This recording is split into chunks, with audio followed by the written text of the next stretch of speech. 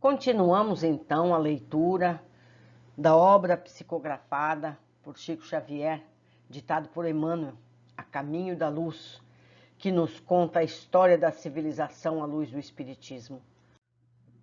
Falaremos hoje de Roma, o povo etrusco.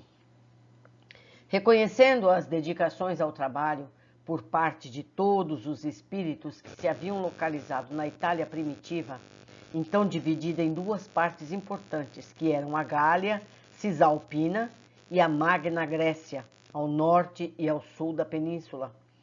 Os prepostos e auxiliares de Jesus projetam a fundação de Roma, que se ergueu rapidamente, coroada de lendas numerosas para desempenhar tão grande papel na evolução do mundo.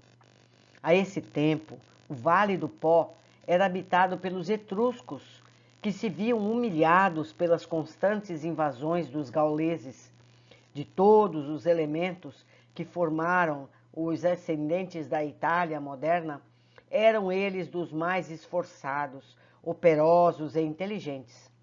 Nas regiões da Toscana, possuíam largas indústrias de metais, marinha notável, destacado progresso no amanho da terra e, sobretudo, sentimentos evolvidos que os faziam diferentes das coletividades mais próximas. Acreditavam na sobrevivência e ofereciam sacrifícios às almas dos mortos, venerando os deuses cujas disposições em cada dia presumiam conhecer através dos fenômenos comuns da natureza. Atormentados e desgostosos em face às lutas reiteradas com os gauleses, os etruscos decidiram tentar vida nova e, guiados indiretamente pelos mensageiros do invisível, grande parte resolveu fixar-se na Roma do porvir, que então nada mais era que um agrupamento de cabanas humildes e desprotegidas. Primórdios de Roma. Defendida naturalmente pelo adensamento constante de população, a cidade mergulhou as suas origens numa corrente profunda de histórias interessantes e maravilhosas, onde as figuras de Enéas, de Réia Sílvia, de Rômulo e Remo assumiram um papel saliente e singularíssimo. A verdade, porém, é que os etruscos, em grande maioria, edificaram as primeiras organizações da cidade, fundando escolas de trabalho, transportando para aí as experiências mais valiosas de outros povos, criando uma nova terra com seu esforço enérgico e decidido. Lá encontraram eles as tribos latinas, ramnenses, olha que nome difícil, titienses e lúceres, congregadas para a edificação comum, das quais assumiram a direção por largos anos, construindo os alicerces das realizações futuras. Quando Rômulo chegou, seus olhos já contemplaram uma cidade próspera e trabalhadora, onde fez valer a sua enérgica inteligência, mas não faltou à posteridade o gosto de tecer-lhe uma coroa lendária e fantasiosa, chegando-se a afirmar que a sua figura fora arrebatada num carro dos deuses com destino ao céu. Influências decisivas. Desnecessária será a autópsia da história nos seus pontos mais divulgados e conhecidos, quando o nosso único propósito é esclarecer o entendimento do leitor quanto à direção do planeta, que se conserva de fato no mundo espiritual, de onde o Cristo vela incessantemente pelo orbe e pelos seus destinos. Todavia, para fundamentar nossa asserção acerca das influências etruscas nos primórdios de Roma, somos levados a recordar a figura de Tarquínio Prisco, filho de Etrúria, que trouxe à cidade grandes reformas e inúmeras inovações em todos os departamentos da sua consolidação e do seu progresso. Lembrando, entre as suas muitas renovações, a construção da Cloaca Máxima e do Capitólio. Seu sucessor, Sérvio Túlio, era igualmente da sua família.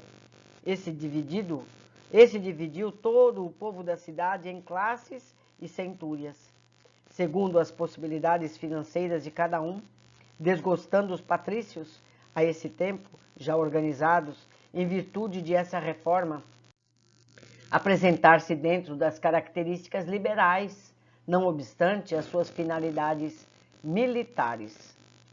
Onde, porém, mais se evidenciam as influências etruscas nas organizações romanas, é justamente na alma popular, devotada aos gênios, aos deuses e às superstições de toda a espécie, que seriam multiplicadas em seus contornos com a Grécia.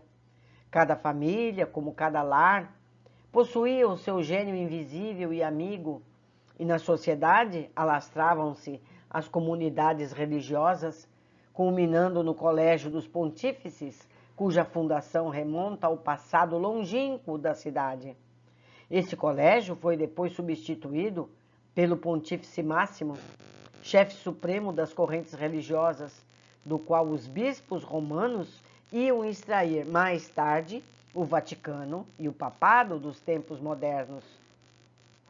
Os romanos, ao contrário dos atenienses, não procuravam muitas indagações transcendentes em matéria religiosa ou filosófica, atendendo somente aos problemas do culto externo, sem muitas argumentações com a lógica, e foi por isso que, com a evolução da cidade, o Panteão, seu templo mais aristocrático, chegou a possuir mais de 30.000 deuses. Já pensaram nisso? 30.000 deuses? Os patrícios e os plebeus. Depois dos últimos Tarquínios, que procuraram intensificar os poderes militares da realeza, proclama-se a República, que fica governada por 2 magistrados patrícios, assistidos pelo Senado. Grandes medidas são executadas para consolidar a supremacia romana, mas as classes pobres, oprimidas pelas mais ricas, que gozavam de todos os direitos, revoltaram-se em face da penosa situação em que as colocavam. As possibilidades da ditadura preconizada pelos senadores, em casos especiais, com poderes soberanos e amplos em todas as questões da vida e morte de cada um. Inspirados pelas forças espirituais que os assistiam, a população, quer dizer, os plebeus em massa abandonaram a cidade. Vejam só que boa ideia, retirando-se para o monte sagrado. Mas os patrícios, examinando a gravidade daquela atitude extrema, lhes enviaram Menênio, Agripa, cuja palavra se desincumbe com felicidade da diligência que lhes fora cometida, contando aos rebeldes o apólogo dos membros e do estômago, que constitui no mecanismo da sua harmonia o perfeito organismo de um corpo. A plebe concorda em regressar à cidade, embora impondo condições quase que irrestritamente aceitas. Os tribunos da plebe inauguram, então, um período de belas conquistas dos direitos humanos, culminando na lei Canuleia, que permitiu o casamento entre patrícios e plebeus, e com a lei Ogulnia, que conferia a esses últimos as próprias funções sacerdotais. Que interessante, hein? A população não aceitava aquele sistema de governo, simplesmente se mudaram. E aí, quem vai trabalhar? Interessante opção. A família romana. Muito poderíamos comentar à margem da história, mas outros são os nossos fins, considerando-nos no dever de salientar aqui as sagradas virtudes romanas na instituição do colégio da família, em muitas circunstâncias superior ao da própria Grécia, cheia de sabedoria e beleza. A família romana, em suas tradições gloriosas, está constituída no mais sublime respeito às virtudes heróicas da mulher e na perfeita compreensão dos deveres do homem ante os seus sucessores e os seus antepassados. Lembrando-nos de Roma, no seu áureo período de trabalho, Enche-nos o olhar de lágrimas amargas. Que gênio maldito imiscuiu-se nesta organização sublimada, em que os mais íntimos fundamentos, devorando-lhes as esperanças mais nobres, corrompendo-lhes os sentimentos, relaxando-lhes as energias? Que força devastadora derrubou todas as suas estátuas gloriosas de virtude? Debalde, a mão misericordiosa de Jesus desceu sobre sua fronte, levantando-a de quedas tenebrosas, antes dos tristes espetáculos do seu arrasamento. Os abusos de poder e de liberdade dos seus habitantes fizeram do ninho de amor e do trabalho um amontoado de rumarias, deve ser rumárias, afundando-o num mar de lodo sanguinolento. As guerras e a maioridade terrestre. Em breve, porém, a família romana, cheia das tradições de generosa beleza, foi dilacerada pelos gênios militares e pelos espíritos guerreiros. O progresso incessante da cidade formava a tendência geral ao expansionismo em todos os domínios. Entretanto, os pródromos do direito romano e a organização da família assinalavam o período da maioridade terrestre. O homem, com semelhantes conquistas, estava a desferir o voo para as mais altas esferas espirituais. As legiões magnânimas do Cristo aprestaram-se para as últimas preparações do seu glorioso caminho na face do mundo. O Evangelho deveria chegar com uma mensagem eterna do amor, da luz e da verdade para todos os seres. Todavia, a liberdade pessoal e coletiva é respeitada pelo plano invisível e Roma não se mostra digna das numerosas dádivas recebidas.